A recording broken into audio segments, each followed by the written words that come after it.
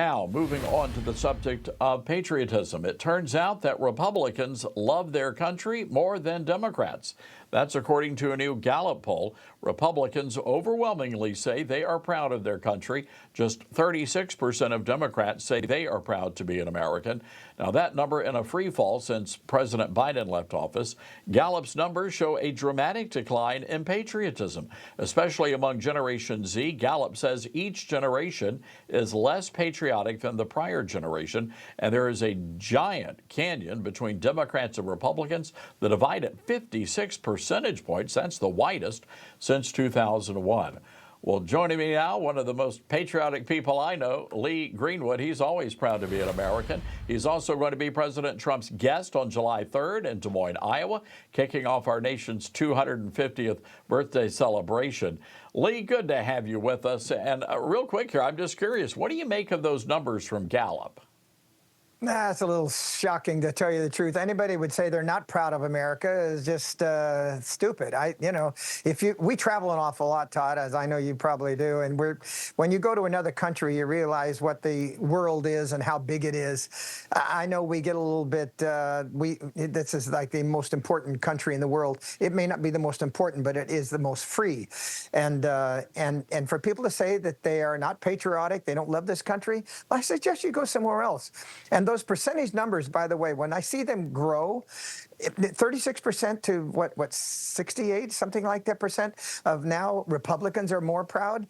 How could you not be more proud? Even when during the Biden administration, we knew that we had to exit that presidency and move on to make America great again, until we finally did. And now people are saying, oh, now I'm proud. You can't be a flip-flopper. You got to be proud all the time. That's right. My country, right or wrong. President Trump, by the way, writing on True Social about the big event in Des Moines. I'm thrilled to announce that I'll be traveling to one of my favorite places in the world, beautiful Iowa, on Thursday, July 3rd, to kick off the very beginning of our exciting celebration of America's 250th anniversary. And Lee, you're going to be a part of that great celebration there. Got to be exciting for you as a performer. I love singing for the president, of course, and when I began my song and he appears through the curtain, that's kind of cool. He always just gives me the respect of an artist, and to tell you the truth, President Trump is very artistic. He likes music, and he is an artist, if you will, and he'll like stand there and wait till I finish my song. He walks right up to me and shakes hands with me, and I salute him. I'm not military, but I always salute the president of the United States, no matter who it is. We were recently in Qatar, and when I sang there for the military base at Ayudib, he came on onto the platform and just gracefully and casually walked up to me as I was singing.